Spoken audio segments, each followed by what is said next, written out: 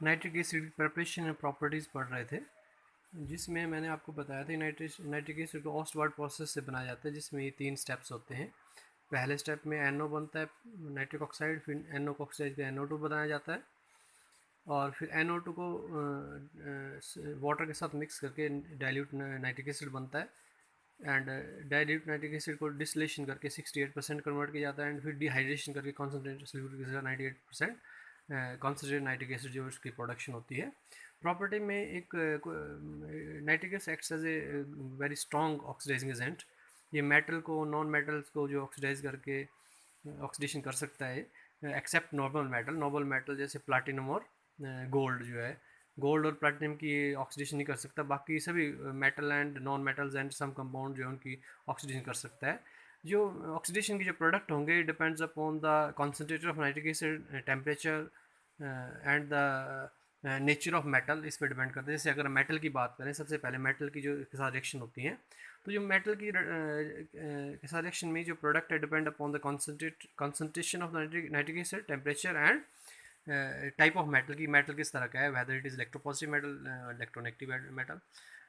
सबसे पहले हम लेंगे वो मेटल जिनका रिडक्शन पोटेंशियल नेगेटिव है, जैसे जिंक है, निकल है, आयरन है, ये इसके एग्जांपल हैं।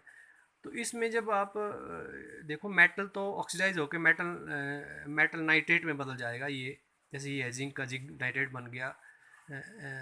कोई मेटल होगा ऑक्सीडाइज होकर नाइट्रेट फॉर्म में चला जाता है, नाइट्रेट बन जाता है उसका।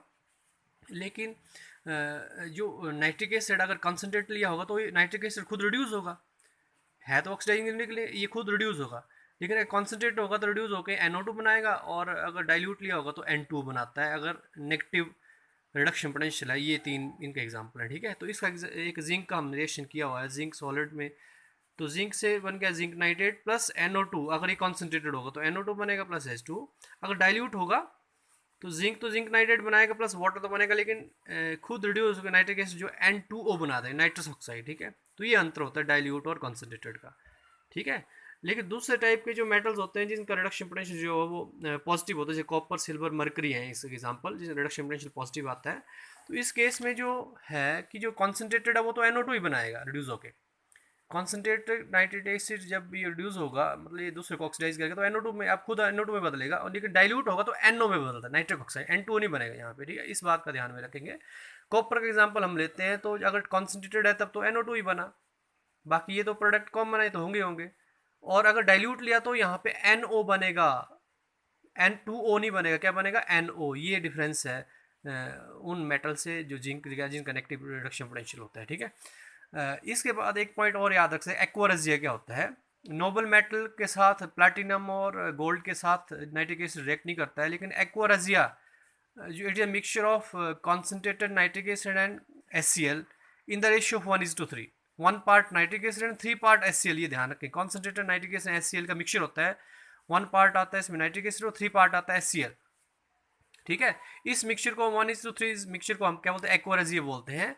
एक्वारेजिया मिक्सचर जो होता है, ये इस तरह से, ये मिक्सचर जब इसको मिक्स करते हैं, 1 पार्ट ये, 3 पार्ट ये, तो NOCl बनता है, H2 बनता है, प्लस 2Cl, नेसेंट Cl निकलते हैं बाहर। तो ये नेसेंट Cl जो होते हैं ये गोल्ड के साथ रिएक्ट कर जाते हैं एंड प्लैटिनम के साथ, और उसको कन्वर्ट करते हैं गोल्ड क्लोराइड में, ठीक है।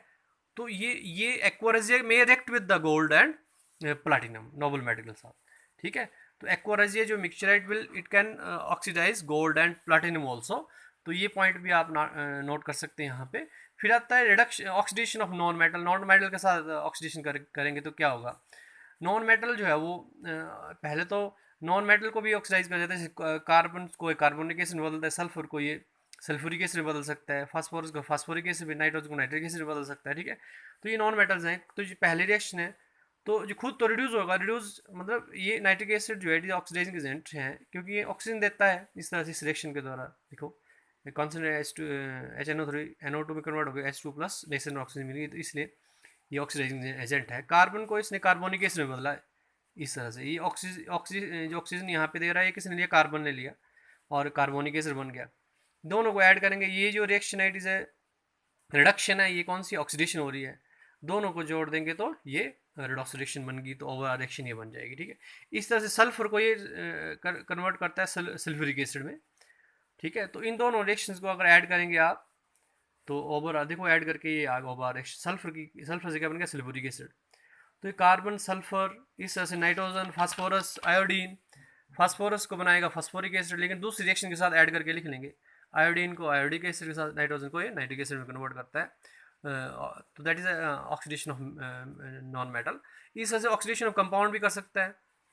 जैसे ऑक्सीडेशन ऑफ कंपाउंड में हम एग्जांपल लेते हैं, ये ऑक्सीडेशन ऑफ कंपाउंड जो है वो कॉन्सेंट्रेटेड भी कर सकता है, डाइल्यूट भी कर सकता है। ठीक है। तो इन दोनों में ये आप देख सकते हैं, अगर सपोज कॉन्सेंट्रेटेड में H2S को ये सल्फर में बदलता है, तो ये दो रिएक्शन लेंगे आप, दोनों को ऐड करेंगे और ऑक्सीजन ऑक्सीजन कैंसिल हो जाएगा नेसेंट, और ओवरऑल रिएक्शन जो है फिर ये बन जाएगी। ठीक है।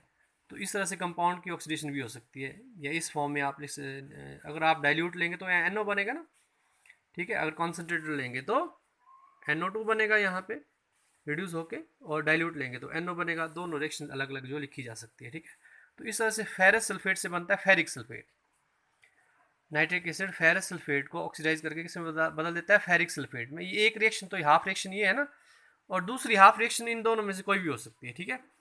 कॉन्सेंट्रेट के साथ लिखनी होगी तो ये ली जाएगी दूसरी हाफ रिएक्शन, और डाइल्यूट के साथ लिखनी हो तो ये ली जाएगी, और दोनों को ऐड करके फिर फाइनल रिएक्शन जो लिखी जा सकती है जैसे ये लिखी है।